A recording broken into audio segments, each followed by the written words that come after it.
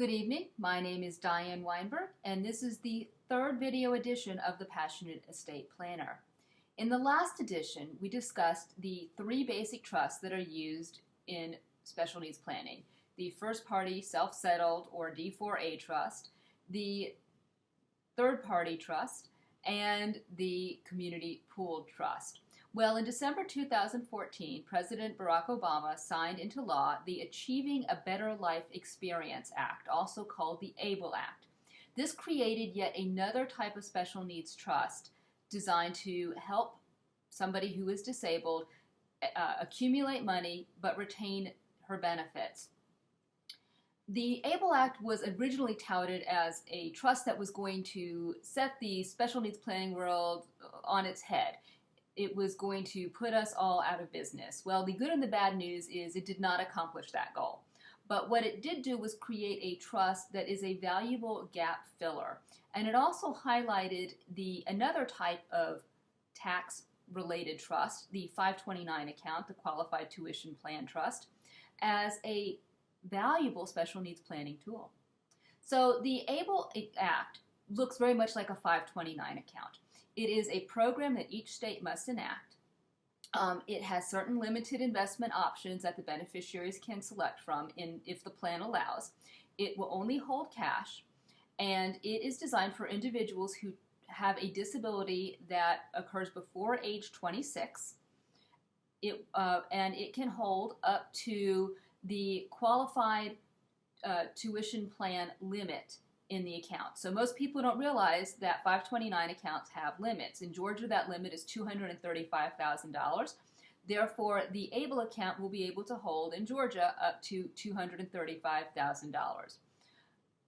Each beneficiary can only have one ABLE account at a time. The account must be in the state in which the beneficiary resides. It doesn't state yet what happens if a beneficiary moves from state to state. I'm sure we'll see regulations on that. The beneficiary and anyone else can contribute to the ABLE account, but they can only contribute up to $14,000 a year, which is this year the gift tax exclusion amount. Next year, if it goes up to $15,000, then the limit will be $15,000. So whatever the annual gift tax exemption is for that year, that's the amount you can contribute to each ABLE Act account. Also, what's interesting is, unlike other special needs trusts, there is a limit on the exemption that Social Security will recognize. You can have up to $100,000 in an ABLE account. After that, Social Security will suspend any SSI benefits that the beneficiary receives. It won't affect that individual's Medicaid benefits, but it will cause that individual to have his or her SSI benefits suspended until the amount goes down. There is a Medicaid payback provision on the ABLE account. Also, equally significant, I think, is that the ABLE account does not have qualified distributions that are as broadly defined as in the other types of trusts. As we discussed earlier, the D4A trusts and third-party trusts can be used to pay for a whole host of beneficiary expenses, including expenses related to that beneficiary's quality of life, like a vacation. Now, there's no regulations yet on the ABLE account, but I would be surprised to see this account have that expanded definition of qualified distributions. I expect it's going to be more related to the beneficiary's more immediate needs. So where does this new act fit in with special needs trust planning? Well, I really see it as a gap filler. Maybe because I have a 13-year-old, this is the first example that comes to mind. As you know, if you've had a 13-year-old and they have a bar mitzvah, they will get quite a bit of money for that bar mitzvah, or they have the potential to get quite a bit of money.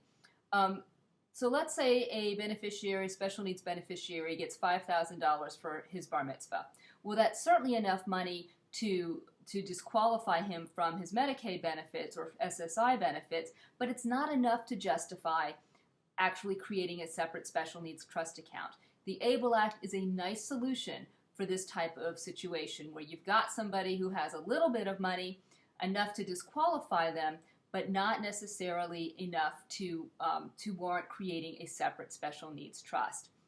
Now, I would encourage the ABLE Act beneficiaries to only put first-party money into the trust because there is a Medicaid payback provision.